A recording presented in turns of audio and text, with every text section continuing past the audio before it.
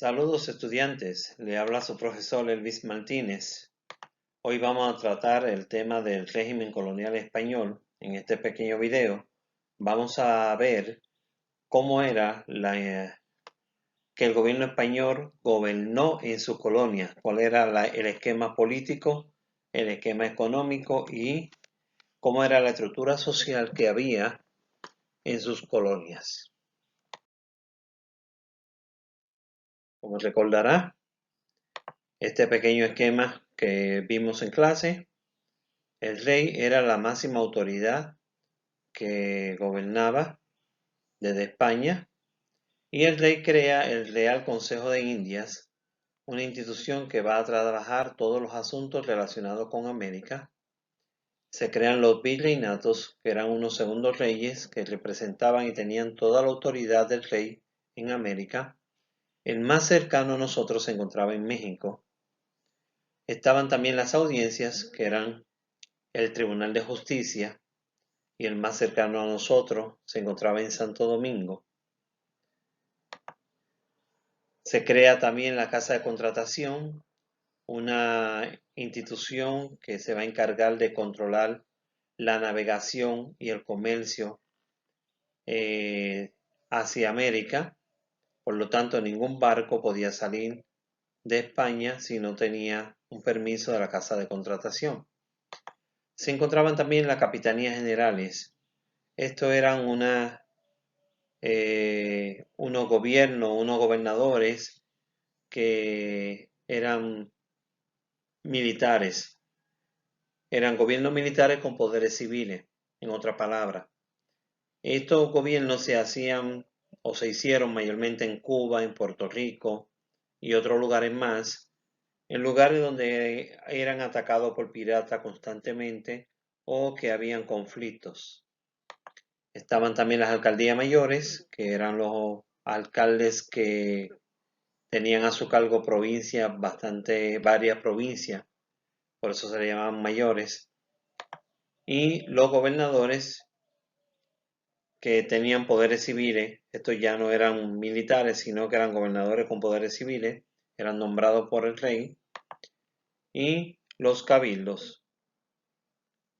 Los cabildos son los alcaldes que hoy día tenemos en nuestro pueblo, eran lo más cercano a la gente dentro de este esquema político que había en América. En resumen, la estructura colonial política se basaba en que se encontraba el rey, que era el poder supremo. El Consejo de India atendía todos los asuntos relacionados con las colonias americanas. La Casa de Contratación administraba el comercio y la navegación a América. Los virreinatos representaban al rey en América. Habían tres, uno en México, otro en Nueva Granada y el otro en Perú. Las audiencias era el Tribunal de Justicia. Las capitanías generales eran organismos militares encargados de proteger los territorios. Alcaldías mayores administraban grandes provincias. Gobernadores gobernaban provincias y regiones grandes. Cabildos, administradores más cercanos al pueblo. El sistema económico. El sistema económico colonial se basaba en la mano de obra indígena y esclava, la minería, el mercantilismo y el comercio, la agricultura y la ganadería. La esclavitud y la mano de obra indígena, como recordarán, los españoles vinieron a América en búsqueda de oro, minerales, oro, plata. Era la riqueza porque había un sistema económico que consistía en que mientras más oro tenía un país, más rico era. Ese era el mercantilismo. La esclavitud fue el dominio de una persona sobre otra para obligarla a trabajar. En este caso, los españoles obligaron a los negros africanos y también a los indios. En el caso de los indios se utilizó la encomienda el repartimiento omita.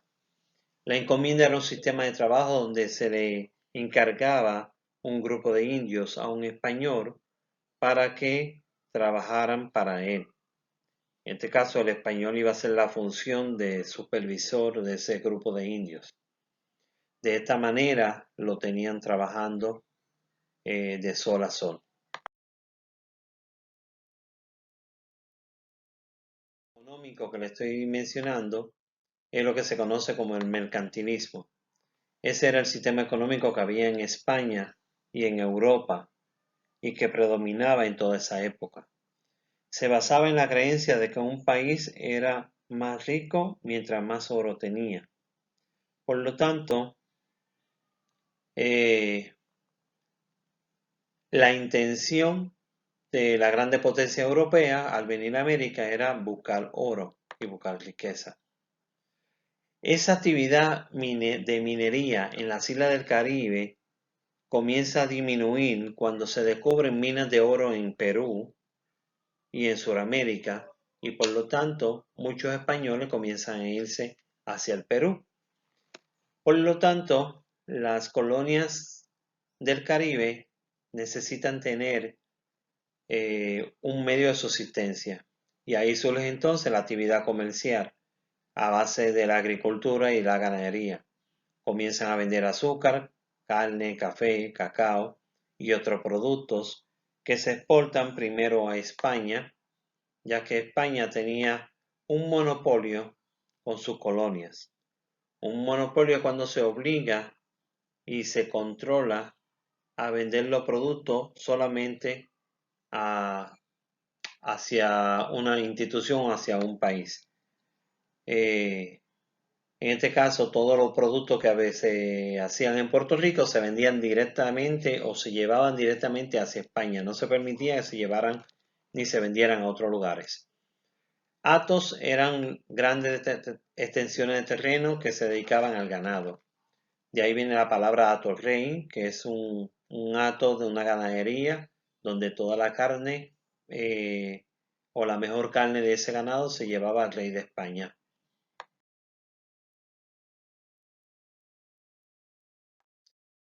Toda la riqueza producto de esa actividad comercial se llevaba en barcos llamados galeones.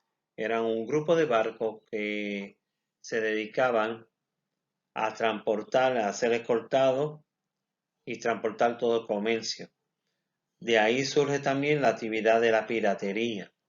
Los piratas eran ladrones que robaban en el mar y habían de dos tipos, el que robaban para él mismo y estaban los corsarios, que eran una especie de pirata que tenían una patente de corso. La patente de corso era un permiso que le daba el rey para robar en el mar a sus enemigos. Veamos ahora las clases sociales. La clase social estaba compuesta primero por los peninsulares y los criollos, eran la clase social alta. Los peninsulares eran los españoles nacidos en España y que venían a vivir a Puerto Rico o alguna otra de las colonias de América. Ocupaban los puestos más altos. Los criollos eran los hijos de españoles que nacían en América, eran hijos de los peninsulares. Eran los dueños de haciendas, de las minas y de los comercios. Estos criollos más adelante, manténganlo en su mente porque vamos a estudiarlo cuando veamos cómo ellos participaron en la independencia de los países de América. Luego estaba la clase pobre, que eran los indígenas y los esclavos. De esta mezcla de estos grupos, peninsulares, criollos, indígenas y esclavos, surge un tercer grupo que se llaman las castas. Estos estaban compuestos por distintos orígenes étnicos o grupos étnicos que se mestizan, se mezclan. Y ahí surgen entonces los mestizos, los zambos y los mulatos. Los mestizos eran la unión de blancos con indios, los zambos la unión de africanos con indios y los mulatos la unión de blancos con africanos. Hasta aquí terminamos esta primera parte.